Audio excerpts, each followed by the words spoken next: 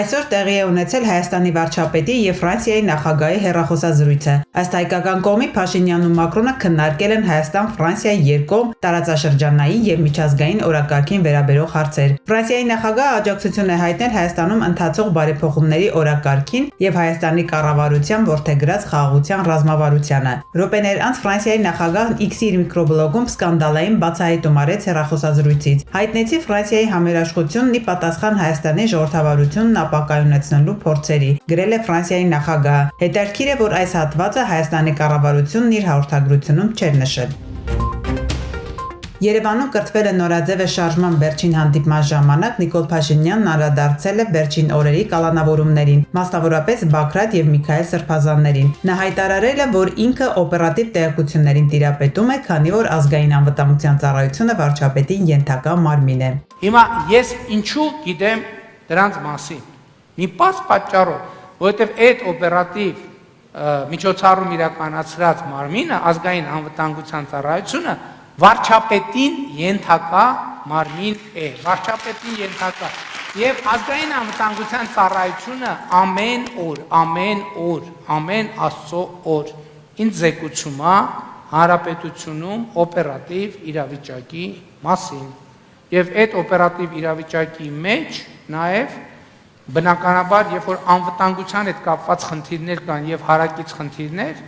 այդ ամեն ինչը բնականաբար ես չեմ կարող չիմանալ ուղղակի չեմ կարող չիմանալ եւ իմ իմանալը նույնպես բացարձակապես օրինական է։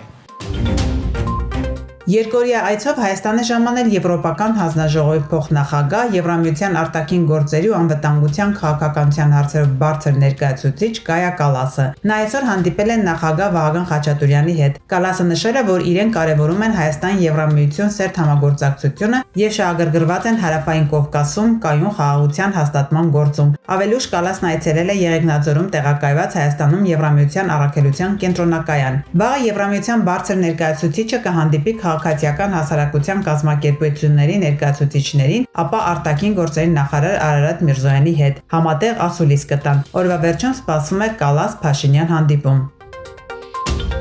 Միքայել arczepiskopos Աջապահյանն ու Բագրատ arczepiskopos Գալստանյանը պահում են ազգային անվտանգության ծառայության մեկուսարանի միևնույն խցում, գրում է Երկիր.am-ը։ Նշենք, որ Երևան քրեակատարողական հիմնարկում մարդկանց պահում են առավել խիստ մեկուսացման պայմաններում։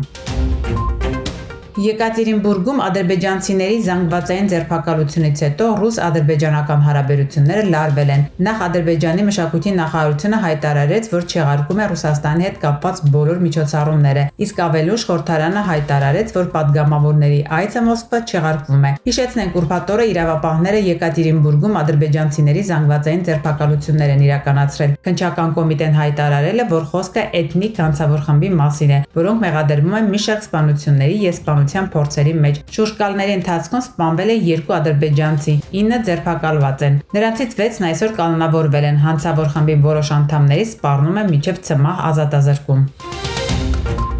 Պուտինի խոսնակից այսօր ռուս լրագրողը հետաքրքրվել է, թե Ռուսաստանի իշխանություններն ինչ դիրքորոշում ունեն Հայաստանում տեղի ունեցող իրադարձությունների մասին։ Դիմիտրի Պեսկովի խոսքով Ռուսաստանում ապրող միլիոնավոր հայեր ցավ են ապրում։ Это внутреннее дело Армении, это первое. И мы никоим образом не хотим вмешиваться в эти внутренние дела. Безусловно, Армения – это очень близкая нам страна. И давайте не забывать, что у нас несколько миллионов армян – это граждане Российской Федерации, конечно, которые, конечно, с болью смотрят на эти события. Многие, конечно же, не приемлют то, как это происходит. Поэтому, да, мы наблюдаем, но это внутреннее дело Армении. Ռուսաստանի արտգործնախարար Սերգեյ Լավրովը Ղրղզստան կատարած այցի ընթացքում կոշտ է արտահայտվել Ֆրանսիայի նախագահ Էմանուել Մակրոնի եւ Գերմանիայի կանցլեր Ֆրիդրիխ Մերցի մասին։ Эти деятели утратили окончательно здравый смысл и пытаются откровенно вернуться к тем временам, когда Франция и Германия хотели завоевать всю Европу, прежде всего Российскую империю и Советский Союз. Печально, что они возвращаются к тем инстинктам. Թուրքական Իզմիրի մերձակայքում հզոր անտառային հրդեհներ է մոլեգնում, գրում են տեղական զանգվածային լրատվամիջոցները։ Հրդեհը մոտեցել է բնակելի տներին, շոկն ուժեղ քամին խանգարում են հաղթահարել այն։ Տուժածների մասին չի հաղորդվում։ Հանրապետության տարածքում առաջիկա շաբաթը սպասվում է կարճատև անձրևներ եւ ամպրոպ։ Հնարավոր է նաեւ կարկուտ։ Օդի ջերմաստիճանն աստիճանաբար կնվազի 2-ից 5 աստիճանով։ Երևանում նույնպես սպասվում է կարճատև անձրև եւ ամպրոպ։ Ամպրոպի ժամանակ եւ երեկոյան ժամերին քամու ուժգնացում։